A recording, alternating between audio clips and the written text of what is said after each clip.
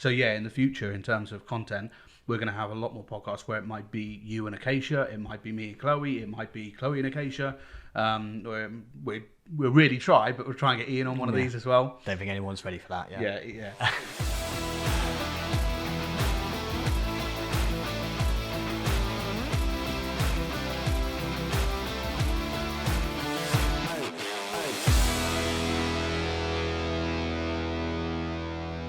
Hey everyone, welcome back to our series 2 of podcasts. It's been 2 years since we last sat down and did one of these. 2 years older, 2 stone fatter, grayer. Yeah, big things have happened though. You know, I've bought a place. You've had a kid.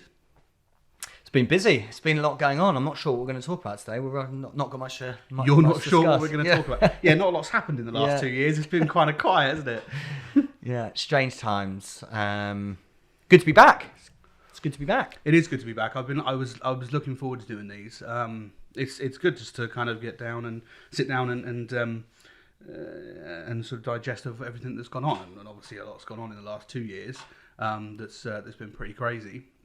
But a lot's gone on not only in the industry, but the company's grown massively compared to perhaps how much you thought it would have grown, faced with the challenges that we have over the last couple of years. Yeah, definitely. So I thought what we'd do is we'll start off with the industry, the market, how buyers' behaviour changed, adapted to everything that went on during the COVID era, and how the market sort of dipped, and then maybe projecting how we think we're coming out of it.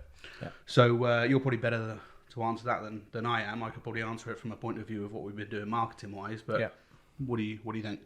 I think we've probably got 2 years worth of kind of detailing to go through. So I think if we almost pick up where we left off, where it was quite harrowing, as I was saying to you earlier, in terms of looking back at that last podcast, where I was trying to hold my nerve and kind of look like everything was calm and inside screaming. But I think that we had that initial lockdown period, which was actually quite short-lived. For the property market, it was, yeah. Yeah. I think it was only about 6 weeks that the real estate market and the property industry kind of closed down, and you couldn't do anything. But I think so. We were shut down officially for 6 weeks, but everything was still quite busy, and that almost the kind of the fear of what was happening actually quite quickly is in. There was almost like this bottleneck of stuff happening in terms of the number of inquiries we were generating after that first 1-2 week period. We were still getting good inquiry levels. Valuations kind of obviously fell through the floor, but people were still inquiring about the properties we had in the market. And so that kind of wave that we were riding, which had kind of started kind of post the election, December, it took a bit of a dip. But then you could feel there was this pressure building up in terms of people were spending time in their homes, and then there was this house isn't fit for purpose, change of lifestyle, and I think we've seen that just exacerbate over the last 2 years in terms of the reasons why people are moving. I'd agree with that. From speaking to people when I go out to film their properties, and I kind of say, where are you moving to? Are you staying in the area or what it is? It's always a case of we've just been indoors so long, so we need bigger garden, or we want to expand the family, or we're going to be working from home, and the idea of needing to increase space is sort of number one, and then people have different reasons.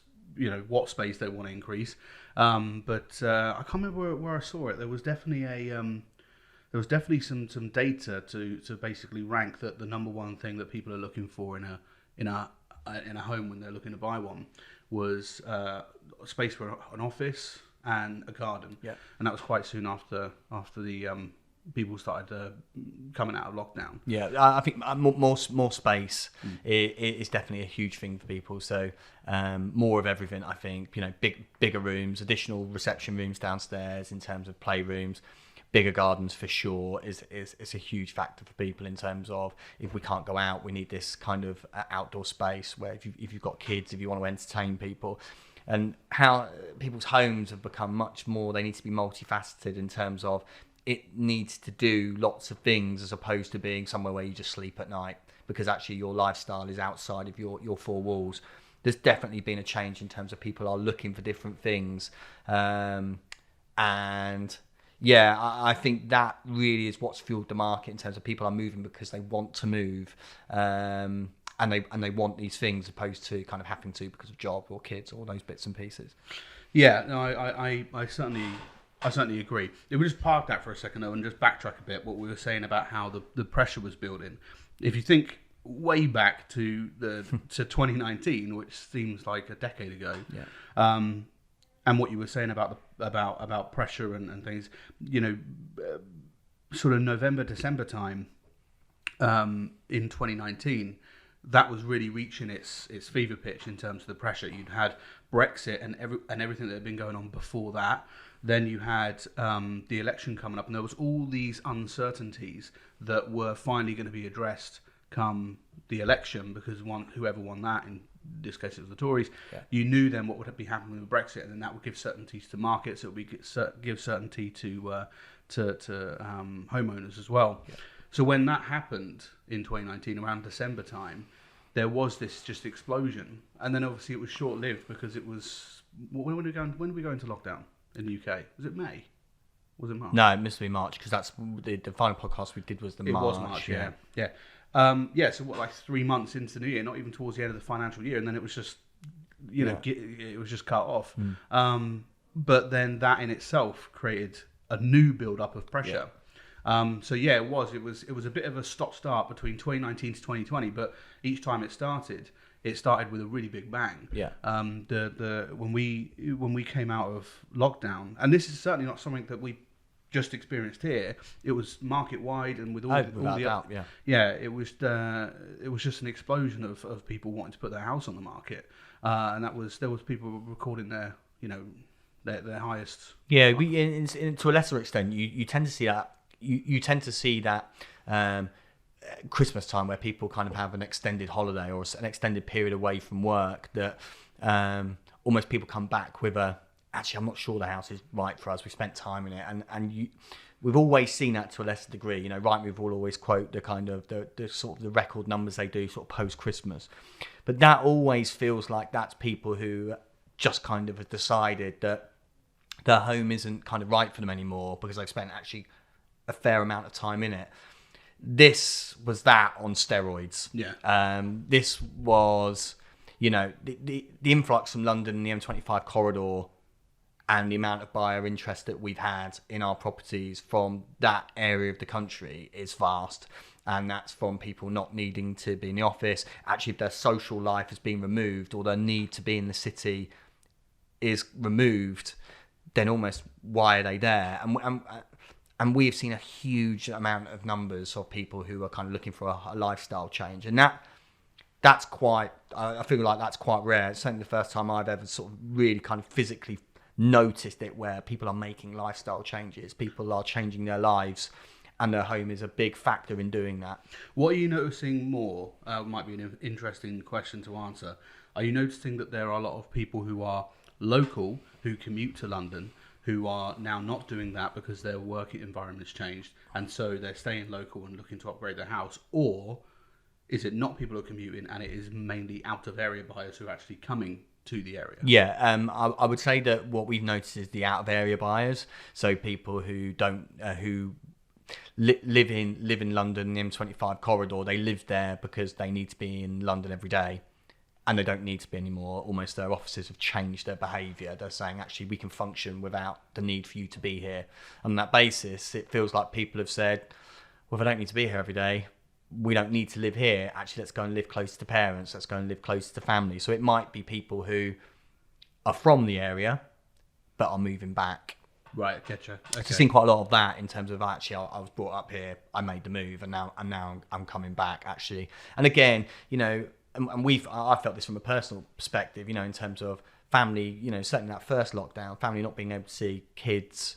It was really hard, if you're in a different part of the country and you're a grandparent, actually wanting to be close to your grandkids and watching them grow up. We've seen lots of that as well in terms of people, grandparents moving closer to kids and vice versa.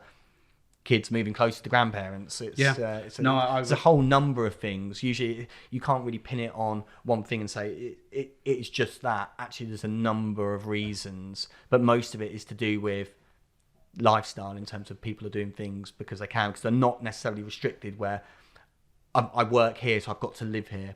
Actually, there's more flexibility than there's ever been. Actually, you can live wherever you want. Yeah. No, I'd certainly echo that. I mean, talk about out of area people. I mean, my old man lives in Germany, and during lockdown, when he wasn't able to, he didn't have the option to actually come over and see my niece and nephew and see me and my sister.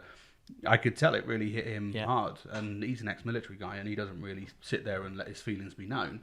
But yeah, it was interesting seeing how much of it had an effect on people, and then obviously it will then bleed over into their decision making when they're looking to buy their next home. And it's I think added to that, it's the uncertainty of, if it's just for a 6-week period, we could all suck that up. But if it's a 6-month period, well, we're kind of 2 years in now. We've almost just been threatened with another lockdown now. Is this what life's going to be like? And so that kind of fuels this in terms of, it doesn't almost feel like a flash in the pan. This feels like this could prolong, and there are going to be new variants, and I'm feeling quite isolated. So, no one there's no line in the sand as to when this is all going to be over. And again, that's probably fueling a lot of decision making in terms of people going. Do you mean now you still think there's that line in this? There's that. Well, I think look, we've just been through winter. There were people. We felt like we were close to lockdowns again. So. And it feels like, because the Omicron variant wasn't as kind of brutal as the one before, but actually if another one comes out that is pretty brutal. Yeah, I'm already starting to hear rumours of one circulating in Europe. But we're not. But, so because there is that definitive line in the sand, it kind of feels like that again. That's pushing people into doing things that are right for their life at that moment in time. Yeah. Okay. Well, leading away then, I mean, looking towards the future, how much of the change in circumstances that took place do you think are going to remain permanent, and which ones do you think are going to be things that people just had to adapt to because of COVID? What I'm basically getting at is, do you think there's going to be a change in how businesses have their workforce, at the office and things? If I'm someone who owns a company and I'm paying rent on a building in London that's costing me, huge amounts of money, and then I've just discovered I can get away with a third of my workforce working from home. Do you think that it's going to be a permanent thing that changes to people's work method? How much they work from home and how much they do have to commute? Yeah. Honest answer is I don't know. I think that... Yeah, I'm not going to hold you to it. Yeah. We'll come back in a year's time and say, well, John said this. Yeah, I mean, there's some employees that will really like working from home. There's some who will really hate it. So there'll be some people who go, this is just driving me bananas. And there's loads of valuations that we've been on and appointments we've been on where people are working from the dining room table and saying this is just really unhealthy. I can never shut my laptop. I'm just constantly working. I can never get away from it, and I don't have the space. And again, that's what's fueling their decision to move. So some people will, and I suppose the answer is that employers will probably have to have a level of flexibility that they've never had before. Whereas, no, you're in the office between 9 and 5, and that's what we expect. I suspect that landscape will change, and there will be some people who will be comfortable home working. There will be people who can work in an office. Businesses have thrived and still had great productivity by people not being in the office. I know there's now people trialing 4-day weeks. So I think the world has changed, and it's probably changed forever in terms of the way. So you think it's going to be permanent? Some of the changes, obviously. Yeah, I think it's probably a good thing for some people in terms of some people will really like home working because it will give them that flexibility. If you've got kids, for example, being able to take the kids to school and back to school, that's actually really hard in a 9 to 5. You physically aren't able to do it. Actually, if you have a level of flexibility where you can go, well, look, I'll take the kids to school, then I'll start work. I'll pick the kids up, then I'll work between sort of 7 and 9. Yeah. I feel like that's probably changed, and that's probably changed for the better. it's probably a bit draconian to say, no, you must be here between the hours. And actually the way that people interact, I mean, we see that in terms of people are sending inquiries, but they send inquiries at different times of the day. And actually if we were just here between 9 and 5 and you could only talk to us between 9 and 5, there's a huge glut of people who would want to be talking to us outside of those hours. So actually having a level of flexibility is probably a good thing. Okay. I think that a lot of the changes that took place during COVID. What do you think? I think there is, like I said, I think there is going to be a lot of things that have changed as a result of COVID that are going to become permanent fixtures, particularly about how people work, because of the cost or savings, if you like, that's attached to it. Having a section of your workforce working remotely, so you don't have to have as big an office space. Especially if you've not seen a dip in performance. Yeah, exactly that. Yeah, if you can still operate. Because I suppose people would have always said before, you can't trust people. But we've just been through that period, and if you haven't seen, in fact, if productivity's gone up, exactly, it's a win-win, isn't it? Yeah, exactly. So yeah, I mean, from a work point of view, I think most of the things that people have implemented to cope with COVID, I can imagine a lot of those will stick around. Yeah. Socially, though, obviously, the way people have been acting, I certainly hope that things go. I don't want to wear a mask for the rest of my life, and I don't want to never have to. I want to be able to hug another human being at some point. So hopefully, socially, things will get back to things will start to change back. But I think the way people interact with their work and their workspace has the most direct effect on buying decisions in the property market. And so that's what we'll focus on. And I think that a lot of those, like I say, are permanent. A couple of big things that kind of happened, I suppose, during the lockdown stuff that would be interesting to touch on and talk about the effect that it had is sort of big things that happened, like stamp duty, and then that being extended. And then it had this nice gradual sort of transition out of it rather than a cold sort of hit. So what did that do to the market? And are we still seeing anything that's kind of any sort of effect of that still lingering? Like, have people kind of missed the boat on the stamp duty holiday, so now there's not a lot of people putting a house on the market, perhaps, or is that not the case? So what's your thoughts on that? Yeah, so I think that one of the things that's missed is that the market was pretty active before the stamp duty holiday. So the stamp duty holiday wasn't almost the thing that lit the market up. Well, it was rumoured in the budget in 2019. Remember, we talked about thinking that it was going to happen then, before COVID was even a thing. Yeah. So it must have been something they had in their back pocket as something they could have done. Yeah. And then they did it during COVID. Yeah, I mean, without question, it was petrol on a bonfire. It was carnage, because it was carnage. Yeah, I mean, it really was, because in the end, it's a big saving. Stamp duty, you can't defer it. You can't mortgage it. It's cash that you part with. So it's, in some instances, it's a really big sum of money, especially if you're up to sort of 500,000. It's 15 grand. So that just made everything intensify. So that period of time was pretty full on. The reason for the extension was it was just so hard for conveyancers, because I think in the end you had all of this activity going in at the top, and they were still trying to deal with the workflow from when the first lockdown happened, when everything shut down. So you were just kind of filling the top of the bucket, and just not enough was coming out. And so that was the reason for the extension. So the run up to the first deadline, that was really tight in terms of, can we get, are we going to be able to get everyone through here? Because in truth, there was just so many. Yeah. The second one was you were able to ease it out a bit. There was still a few squeaky bums, actually, in terms of, but it was a handful, as opposed to 20s and 30s, which you were, was pretty hard, because people had almost purchased the property with a view that they were going to be able to get the stamp duty, and they were going to get the stamp duty holiday. What they hadn't anticipated was the fact that it was going to take 4 or 5 months to get the transaction done, because actually the legal work just couldn't get done in time. Whether it was a mortgage valuation, whether it's searches, all of these things became delayed.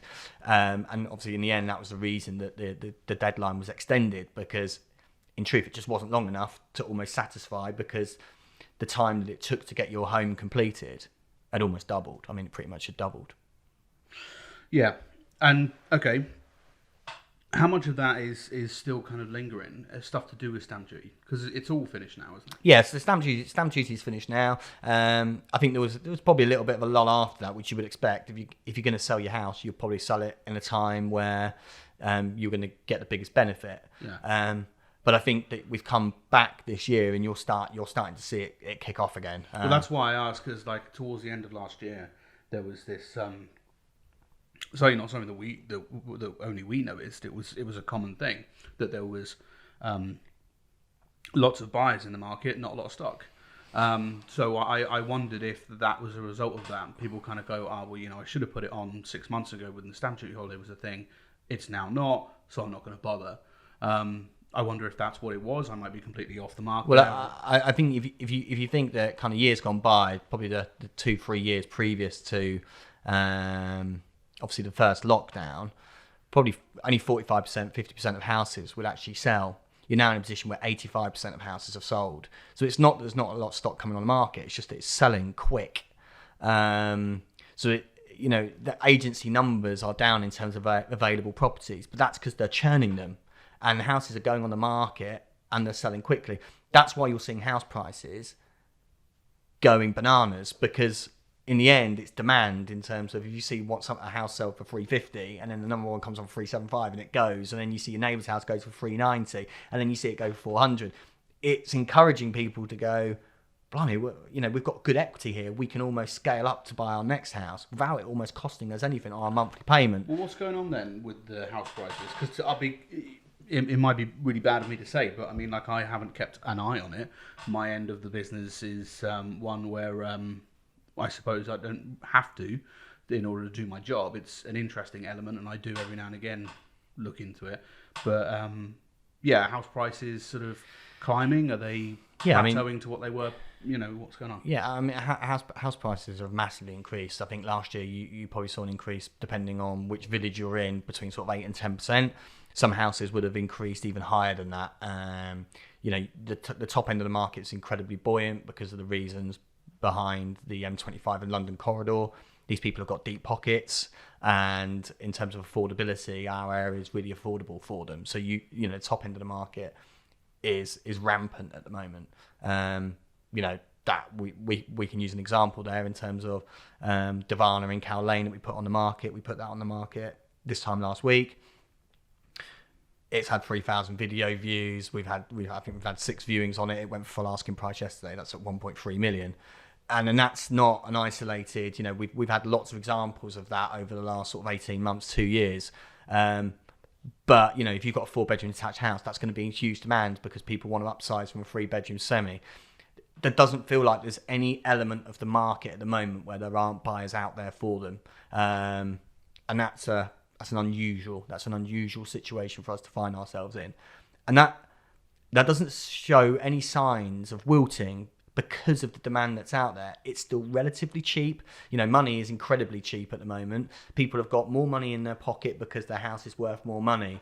So, and money is readily available. So while you've kind of got those 3 things in play, you kind of see that house price is going to go one way. Yeah, I think it's important to remember that money is still cheap. I spoke to someone about this recently when the Bank of England put their interest rates up a month ago, recently.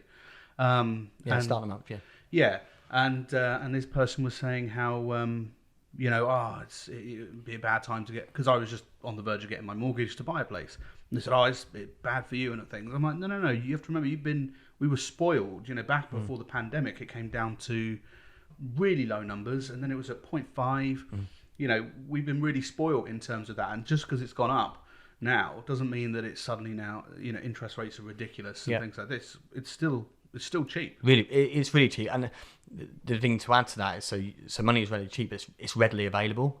There is there are banks and mortgage companies who are fighting for business. So it's not that 2008 where there was just no money in the world. This is almost the opposite. There's lots of money in the world, and they're trying to get it out of the system.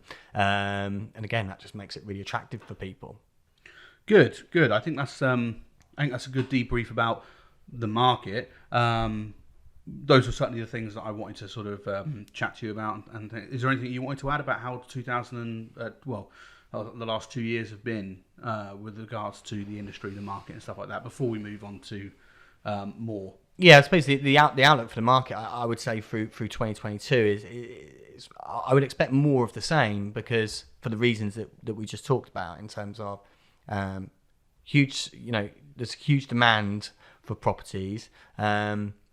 We are really fortunate in the area of the country that we live in, that we are almost in the centre of everything, and therefore we're really commutable to London. We've got great access roads, motorways, within 10-15 minutes of wherever you live within the area, you can be on your way, and that's quite rare. And I think that so from that perspective, we're quite protected, and we're very appealing to these kind of little kind of sub markets. Yeah, this area always has been. I think I'm growing up in Brampton. I always remember, when new people came in, if it wasn't to do with the RAF base, it was commuters. Yeah. So yeah, this area has always been very attractive for people like that. It's very it's very noticeable. You're not getting these isolated instances where you're seeing just people move in. If you put a house on the market, I would say over 50% of those people will be from sort of 20 miles away or further, and that's become really noticeable. And we'll probably talk about how that's changed in terms of the way that we market homes, but there is this huge audience out there who might not know about the area, but kind of wants to have these things, wants to be connected to these different places. And again, I just can't foresee that that's going to change, certainly in the next 12 months. Have you seen that the more popular stuff is less so much Huntingdon, but more your Warboys, Ramsey, Brampton, these sort of... Because the thing about this area is that you don't have to go far before you feel like you're in the countryside. 10-15 minutes, then you're in a nice little village. These places like Houghton and things like this. But then in that same amount of time, you could be on a train 45 minutes from King's Cross. Yeah. So it's a very interesting balance between those two contrasts. And have you seen that? Have you seen that a lot of the out of area buyers are more interested in, not so much I want to be in Huntingdon town centre, but they want to be in places the more of the neighbouring villages? Not necessarily. I think people are moving for the property, right. And if you're out of area, you might not necessarily know these areas, so you're taking a bit of a punt in terms of I like the feel and the look of it. What feels like the single most important thing to buyers there's kind of a number of things. So if you've got kids, it's schooling, obviously, but actually the house being fit for purpose, in terms of it has to have these things, and that's been... Buyers are being more strict in terms of, I'm not prepared to negotiate on these things. I want these things in my next home, and so people are moving for the house as opposed to moving for the area. And people have got flexibility in area, as long as the schooling matches. Certainly for families, if the schooling matches, but actually the house being everything that they need it and want it to be, that seems to be the biggest thing that people are looking for and wanting. Nice. Okay, fab. Well, the next part that we were going to look at, I said to you yesterday, we were going to break this down into two parts. So we're going to have the first part talking about the market and more external things, and then the second part is how what's been going on with us and Leonard James as a whole internally, because a lot of stuff's changed in the last 2 years, and so we've got we're in a new office. The team's expanded. More than doubled. We've gone from you to 2 to 5. Yeah. And the marketing's changed in a big way, and I'll talk about that. Won an award. Thank you very much. Yeah. Went down to London. That was a nice good gig. Yeah. Yeah.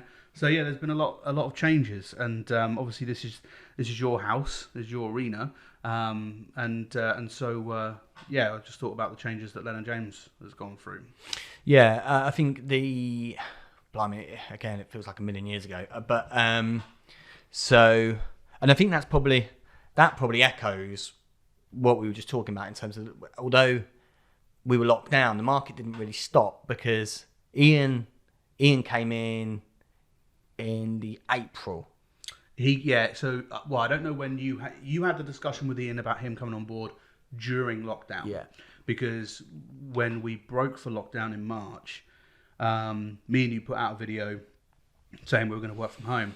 And then when I came back in the office for the first time, Ian was there. Yeah. And so that you'd obviously brought him on during that period of when we were in lockdown. Brought him on as in had phone calls. Don't you know?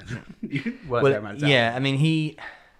Ian has been an absolute godsend because as I said, the influx of activity that was happening April, May, June, July, without Ian being here, which would have been gobbled up. It was just unsustainable. So yeah, that's actually quite interesting to rethink back to that bit about what was happening in the market in terms of there was a shutdown, but there were still things happening behind the scenes. There was still good activity.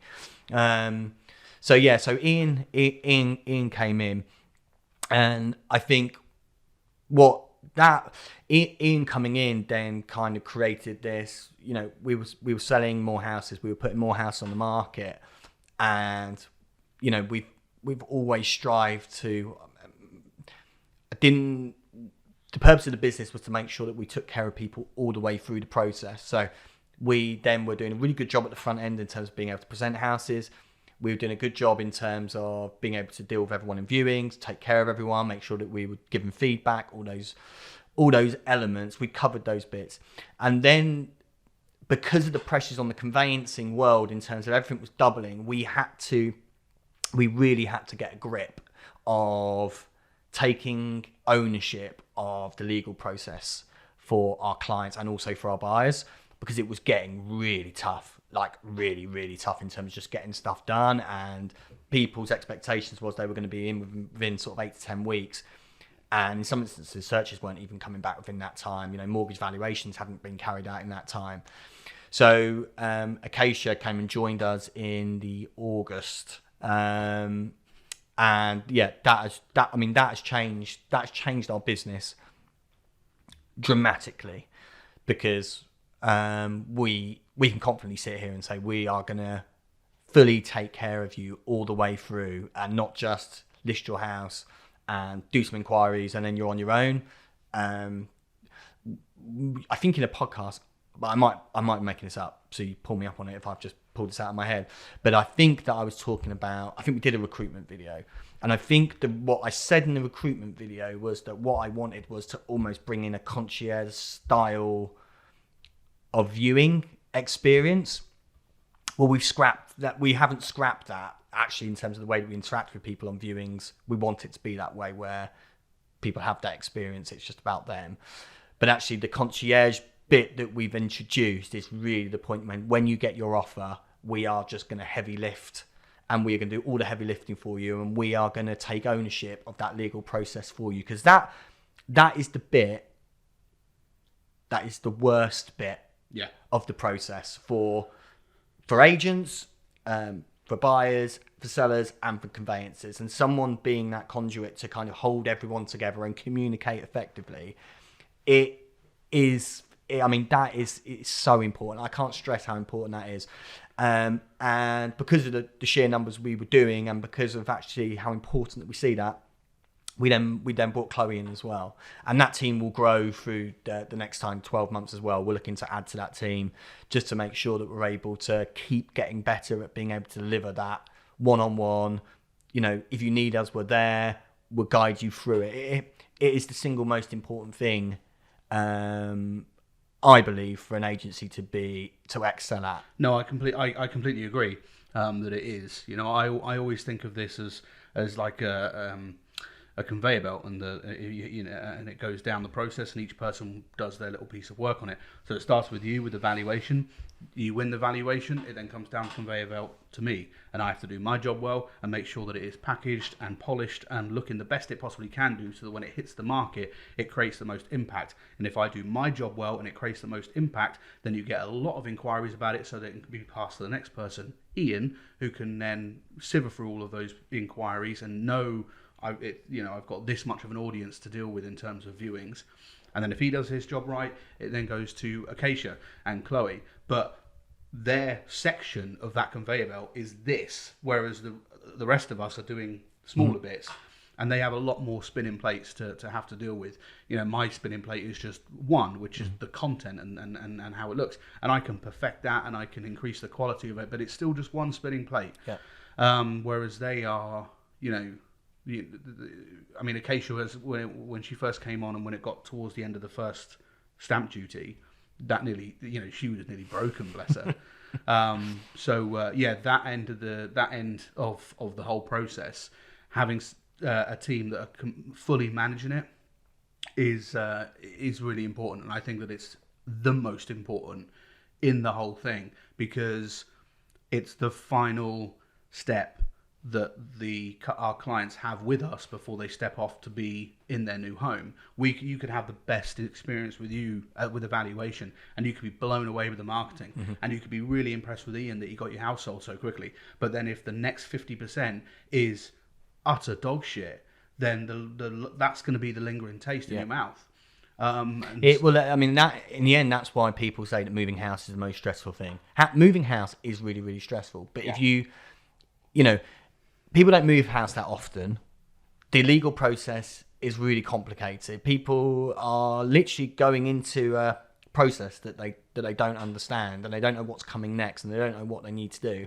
And it's absolutely the job of an agent to guide you through that process, because otherwise it is really painful. And I think that from where I was when I started to where I am now, that focus in terms of getting people through that process so that we're able to talk to you daily, every other day, we're able to come and sit with you and guide you through your paperwork. You're able to come and see us, which was the reason for the kind of the office move, in terms of creating an environment that was nice for everyone.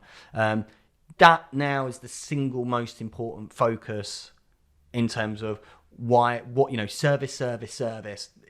It's, because that bit is really, really hard. It's really complicated. The girls have a thankless task of kind of trying to bind all these kind of different parts together. People want to move. People's expectations of when they're going to move is different. Solicitors can go at different speeds. People will be at different places. So sometimes you're going to have to try and catch up. How do you catch up? What bits can you influence? What bits can't you? It's really, really hard. It's the hardest part of agency, I believe, but it's the most important element for a business to get right. And I think, you're right.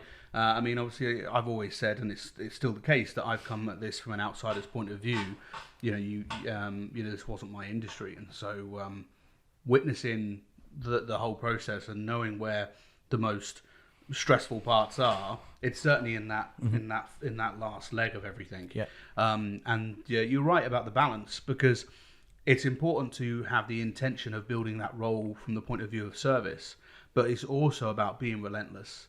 You need to not take shit from people, and if people are dragging their heels, Acacia needs to be able to pick up the phone and kind of go, no, this isn't on. Come on, we need to do this, and this, or why is this?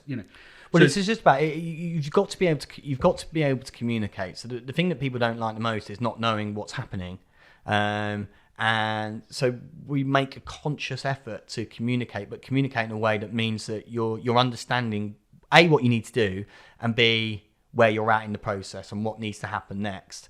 And we take real ownership in terms of making sure that we're able to do that for people, and I believe it's super important, and it's something that we're going to just continue to try and excel in, because I think that that's the bit, and our Google reviews through the period of time where it's probably been the longest period probably in history, really, in terms of from the point of that you've got your offer to getting your house completed. Our Google reviews, 1 in 2 people have left us a Google review and a 5-star Google review. And that, I think that's solely because the girls have been able, people know the girls have tried to create a journey that makes it as simplistic for people as possible. It's still been stressful for them, because it is stressful. But they know that everything has been done and they've been communicated to, and actually they know that everything that could have been done has been done, and that is really, really important. It is, and I think that the team expansion, out of all the things that have happened in the last 2 years, the team expansion has been the most profound. Might be a bit too grand, but it's given structure to your intention. It's all very well and good saying, I want to create this company called Leonard James that's going to do all of this stuff and it's going to operate in this particular way and have these things as a priority. But if you don't put the structure in place to bring those ideas to life, then it's just an idea. The last 2 years, putting the team together and each person having a section that they, their own section of the ceiling that they're having to hold up and be a pillar for, has given that structure. And you can now see the intention rather than it being theoretical. Like I say, I think the stuff that happens at the back end, because it's the final step in the process, and that process is littered with so much stress anyway, it's so important to nail that, because otherwise it just makes everything else that you've done. You could do everything else amazing up until that point, but if the last leg of the whole thing, i.e. from the point in which you get your offer from the point in which you sell to when the keys in the end, if someone hasn't got control of it, if your agent hasn't got control of the legal process and the chain and understanding where everything's at, the only person that's going to have to pick that up if you want to move is you, the client. You're going to have to do that work. Well, if you've got a busy life, it's going to take over your day-to-day life, and that it just shouldn't be that way. I've never felt it should be that way, but actually now understanding, okay, well, you can make this, you can make it better. Can't solve all of the problems, but you can definitely make it better by just owning it, but believing in not just making phone calls for the sake of it, actually trying to drive positive change and try and drive things through. Girls have been phenomenal at that, and it's kind of taken the business in terms of we're trying to do the good things to actually we're able to deliver on those things and deliver on them more often than not, and it makes me really proud of what they've done, because it's almost, I believe now that we can probably say that we're a full rounded service. Yes.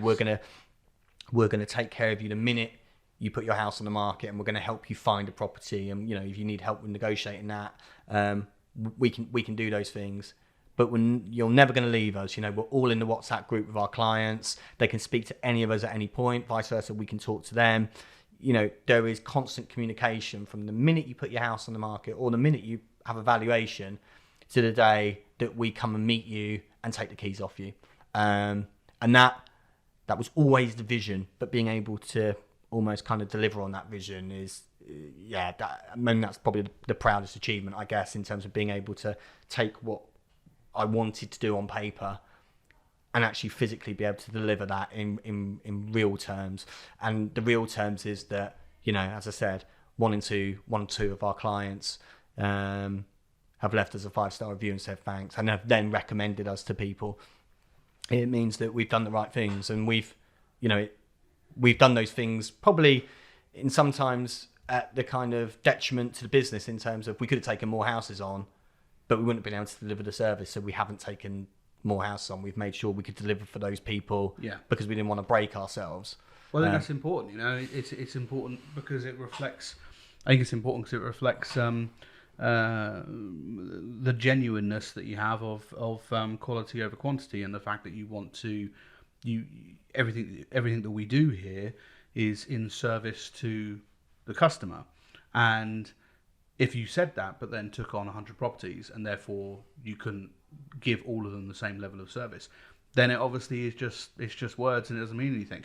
The fact that we commit to sort of making sure that our focus remains on a cluster that we know we can manage, and we know our limitations, that if we just go, we'll take them all on, we'll sell all of Buckton, then we know we're going to have to compromise somewhere, and it will be on the service, and you're not prepared to do that. I think that's a good thing.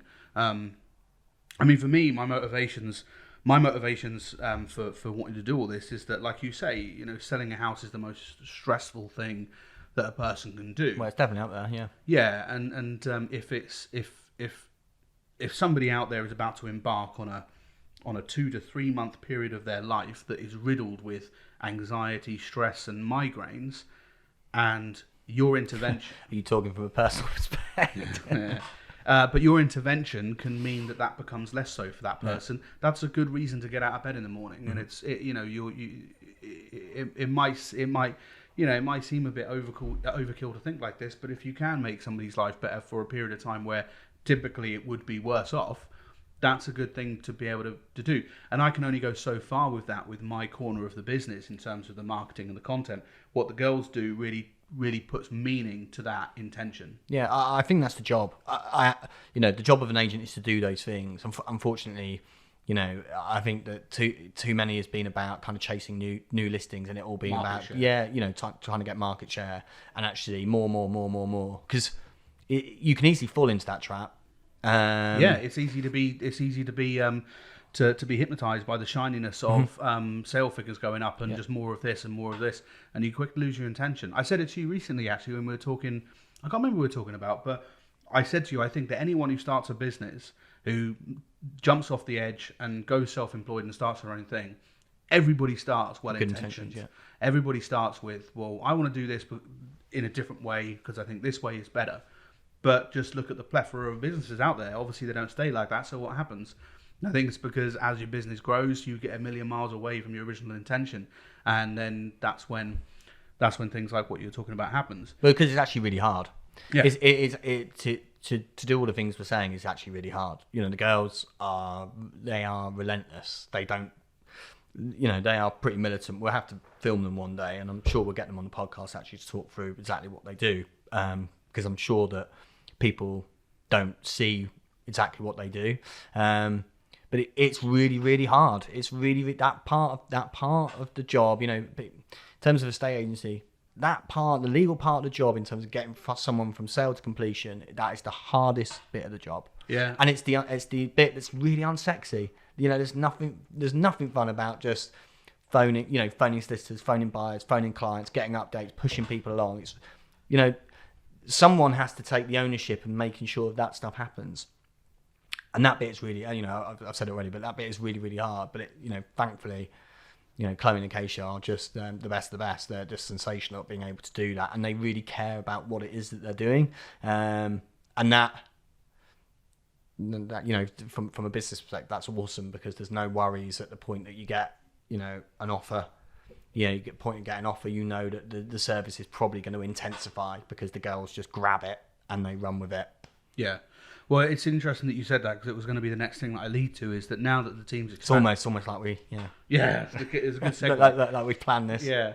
But yeah, now that the team's expanded, the thing that we can do is we can actually have a variety of people on the podcast and a variety of people doing talking heads and things like that. And I think that's really important, because not only is the message that we're putting out there of a variety, but you can see you can open the door to like what Chloe does and Acacia do, rather than just being me and you talking about it. So yeah, in the future, in terms of content, we're going to have a lot more podcasts where it might be you and Acacia, it might be me and Chloe, it might be Chloe and Acacia. We'll really try, but we'll try and get Ian on one of these as well. Don't think anyone's ready for that. Yeah.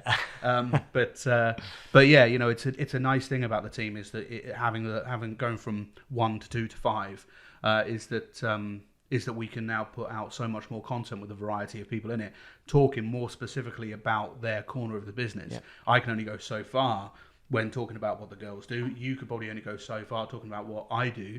It's nice to be able to tap into that and pull back the curtain a bit and allow people... The girls chatting about what it is that they do is, I think that's really good, because I think, again, going into that process in terms of sellers and buyers, they don't know what they're about to enter. They just want to buy this thing, and the process behind it. Not everyone is aware of that, and actually being able to help people get ready, because there's things that you can do to make it easier without a doubt. But B, kind of understanding what it is that everyone needs to do, and what process you're going to go through. I think that would be really enlightening for people. And actually, these are questions that you should probably be asking to all your estate agents. If you're thinking about selling your house, most people talk about how you're going to market my home, how much money is my house worth. No one ever talks about how you're going to get me through. What have you got in place in terms of making sure that this doesn't take over my life? I'm really busy. I've got a job. Me and my wife, we both work. I haven't got time for this. We've got kids. All these factors, because you're about to embark on something that actually, if you don't get hold of it, all that other stuff is kind of just going to fall by the wayside if you want to move into this house, and you're going to make life really hard for yourself. So again, these are questions that people should be asking themselves, when you're sat in front of your agent, and, if you get free agents out to value your property, don't just focus on, or what's your fee, or how you're going to market my home. It's kind of how you're going to take care of me, how are you going to get me through from this bit. I really want to understand that, because I haven't got the time. Most people don't have the time to take that on, but that is super important, especially in the world we're in at the moment. That question is really, really important. Hopefully you get the answers that you want. I think it is important. I think you're right that people have to know to ask it. Mm-hmm. When I stepped into this process about a month ago, it was certainly the direction I went from, is that I know nothing about this whole process, so I wanted to find people who could literally hold my hand through the entirety of it, and people who were genuinely going to hold my hand all the way through it as well. Because I am sort of a meat and two veg bloke. I don't want to know the inner workings of something. I just want to know that it's working, and that if I've left it alone over there in the capable hands of somebody, that it is operating. And it's not going to consume your life. Correct. But I wouldn't have known to approach this process with a mindset of the entirety of it if I hadn't have been working with you for the last 2 or 3 years. Okay. I would have more been like you, kind of like just looking at the obvious stuff, like you were saying, fees, marketing, stuff like this. But because of the last 2 to 3 years of seeing the entirety of every single one of these processes and going, shit, that's a headache. Yeah. I knew that's the first and foremost, that's the first priority I had to go to when I was going into, granted it was from a different point of view. I wasn't selling, I was buying.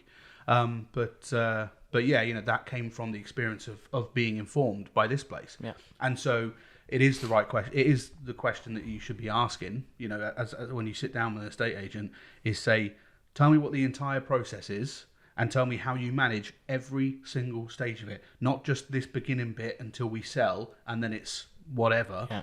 Tell me the entirety of it and how you're going to put a structure in place for all of it. I've never been asked it. No? I've never known as even ever. by people who are sort of like 2 or 3 houses deep in terms of how many they've signed. No, I think there's no one has ever asked me that blanket question, or that kind of individual question of, at the point of sale, what are you going to do to ensure that this doesn't consume my life? Well, I think it's probably the most important question. Absolutely, it is, and I think it's another reason why it's important to have people like Chloe and Acacia, who do this process every day, come on the podcast and have videos talking about what their job entails and just how much is involved. Yeah. Because I think if people saw behind that curtain and saw that, they'd realise that there's a lot to it. It's important. That it's really important, and it's important to have someone manage it. So yeah, good team expansion. The award. Do you want to talk about the award, or is it still to? Yeah, well, the award. So the award was one of the reasons that I set up the business. So I'd gone to Best Estate Agency Guide in. Oh my god, I'm losing track of the dates. Was it 2019? Well, 2019 is when you set up. Was it? March 2019 is when you set up. Yeah, so it was 2018 then. So 2018, I went to the Best Estate Agency Guide Awards. I think it was the first one, and they had a series of speakers, and there was this Australian realtor guy whose name I forget, Alexandra Phillips, I think it was, and he was just awesome, and he just couldn't understand why UK agencies operated in the way they did. I'd kind of been thinking exactly the same thing, having worked with agents, in terms of there was some really good agents out there, but there was also some really bad practices in terms of this desire to always chase the new and not service your existing. And that award is the most prestigious award you can win. It's every agent is entered. You don't have to pay. Like some of these awards, you are automatically entered. You're graded based on a series of metrics, which is marketing, service, and what you deliver. So the fact that in year 2 we can now say that we're one of the best estate agents in the UK, yeah, that's incredibly proud. I was sort of hoping that if we could win one of them at year 5, that would be amazing. That was something for us to aim for. So the nice thing about it is that it's not something that you put yourself forward for and cross your fingers and hope that you win. We didn't realise that we'd been evaluated for this award until the letter came through to say, that you've got it. We won't talk about the fact that you cried when you opened the letter. Well, I didn't cry. You did cry. I did cry. Everyone saw it. I didn't cry. Yes, it's a really big deal because again, it validates what we're doing. Agents will sit in front of homeowners, I'm sure, and they will promise them the earth, all behind a 20-week sole agency contract, and that's who do you believe, who do you kind of take in, and actually at least we've got this validation of everything that we say that we're going to do. Actually it says here that's what we deliver. Yeah. And so that was pretty special for us because again it kind of just shows actually if you have the good intentions and you do things properly, you can achieve things quite quickly. Great. Yeah, no, I didn't want to dwell too much and focus too much on the award. You can do. Might have seemed a bit self-serving, but it was a really, like you say, it was a really good validation that it's one thing to sort of like march in one direction because you think it's the right direction to go in, but every now and again you do get that nagging voice at the back of the head kind of going, well, we're the only one marching in this direction, so have we really got it right? And so getting something like the award and that recognition that no, you are doing things right, keeps you focused on moving in the right direction. Mm-hmm. It was good. So team expansion, new office, the award and things, marketing as well. The amount of content that we do per property has changed hugely. I did want to touch on that a bit, and also talk about stuff that we're going to do in the future and things. But yeah, we've gone from each property in 2019 we did two bits of content. You had the photos and the video, and that was it. And now we do 5 per property, 5 bits of marketing content per property, and I think that's really important because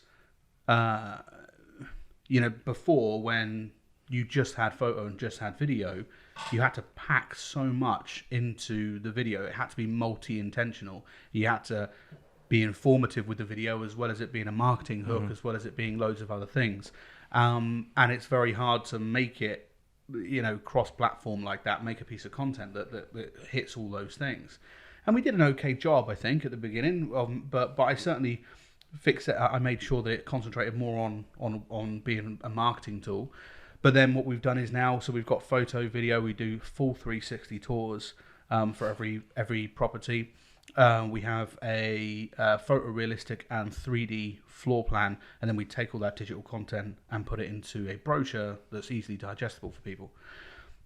Being able to spread the intention across multiple bits of content means that each one can now be so much better. I don't have to worry about the video being informative because that's what the 360s are there for. So now I can concentrate on making that video a really, really good marketing hook so that when we put it out there in the stratosphere, it's like a big net. Yeah. And now it's better equipped to pull in so many more viewings and people who are interested in the property, because I can really hone in and make sure that video is dialed down to its sole intention, knowing that people who want to go, well, in the video you didn't show me every room, or you didn't show me how big the ensuite is. No, that's what the 360's for. And so being able to expand the amount of content that we offer means that each one is now clearly intentioned for one specific purpose, and you can make each one the best at that purpose and intention. Well, I think it's the reason that, because all that stuff is really important, but actually the reason behind doing it is, again, it's kind of got multifaceted in the reasons, because one, it's really important from our perspective that we're presenting homes as well as we can do, for obvious reasons. If we're trying to get our clients as much money as possible, we've got to make those look the best out of all the other homes they're competing with. But actually, if we almost go back to what's changed, okay, so we already know we've got this huge number of out of area buyers who are wanting to buy homes in our area, but they're not local, They don't know the area. They're going to have to travel to come and see the property. So it's going to have to be really appealing to them. Actually being able to present everything to them in terms of, you can see the video, the floor plan is realistic, it's got the furniture in, you've got all the, you've got everything that you need in there. It's as realistic as you're going to get a floor plan. The 360 tour, you can go around at your leisure. You can do a virtual viewing before you even enter the property. And actually, because it's interactive, all of those elements are housed in a digital brochure that we can instantly WhatsApp to you or email to you, and you can always forward that on to as many people as you like. Means that the experience is so much greater at that first point of contact. First impressions count. Then you don't get a better first impression of that from I'd like more info about this property. Cool, then have everything. Yeah. Have everything. And you might have specific questions about a property that we can answer. But from a visual perspective, at the click of a button of requesting info about our properties, you get to see everything, and you get to see it at your leisure, and you can forward it on to husbands, wives, family, mum, dad, brother, sister, and the quality never diminishes. It's not that brochure that sits on the coffee table with the kind of coffee rings around it. Everything is in there, and it's, again, that piece has kind of evolved because of the circumstances that we found ourselves in. It probably got accelerated. Is probably a better way to say it. Yeah, that's probably the better way of putting it. That it did get accelerated. I always wanted to find a way to basically make this digital walkthrough version of a viewing, and the idea existed in my head ages ago, but it wasn't until the technology became available, like more consumer priced 360 cameras and ways that you can do that it became accessible. COVID certainly accelerated a lot of intentions that I had, which was good, because it lit a fire underneath me. Well, it created that need in terms of, actually we need to be able to satisfy. We need to satisfy this group of buyers. They're not going to make a journey up. They're not going. You're not going to come from St Albans in the world that you're in unless you kind of think this is the one. So we've got to present this to you as if this is the one. Yeah. So I'm really pleased with the content. The content that we offer now, I think, is sort of at the pinnacle in terms of what technology will allow us to do, what behaviours and in how people behave and interact with online services. Everything is kind of at the ceiling. The only way in which we're going to then go further with it is literally if things evolve. And I think technologically and digitally, the next 10 years is going to probably be is going to be even bigger than the last 30 technologically. So I can imagine in the next 5 years, certainly, we'll have a lot of new things. I've got some ideas of some stuff, but again, the technology doesn't exist yet. So it's an interesting space, but I think that right now we're at the limits of what we can do, and so we're just perfecting that. Yep. And when it's just about maintaining. The next thing I want to work on after now that we've got to this level is a lot more of informative pieces. So we've got this set here. We're going to change things around in this room, but I'm working on 2 other sets as well. And so I want to start doing a lot more talking heads, podcast style, conversation piece videos, because I think that I think that this whole process for a lot of people is still shrouded in mystery, and they don't understand the entirety of every element of it. I want to pull the veil way back on that in 2022. I want people to be able to go into this with a clear understanding of what's involved with this whole thing, what my role is, what Acacia's role is, the importance of those roles as well. And so from a content creation point of view, we've perfected all of our marketing stuff. And that's, I'm going to just maintain that and increase the quality of it. But the next big focus for us is a lot more informative pieces, I think. Yeah, well, there's lots of exciting stuff happening in 2022 already. So good times ahead. Absolutely, I think that's a good place to leave it, and I think that was a good episode 1. I thought I might have to break this down to 2, but I think we can contain this into 1. It's like riding a bike.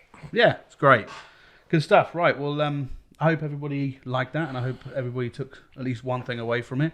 And yeah, we'll see you again soon in episode 2. Cheers.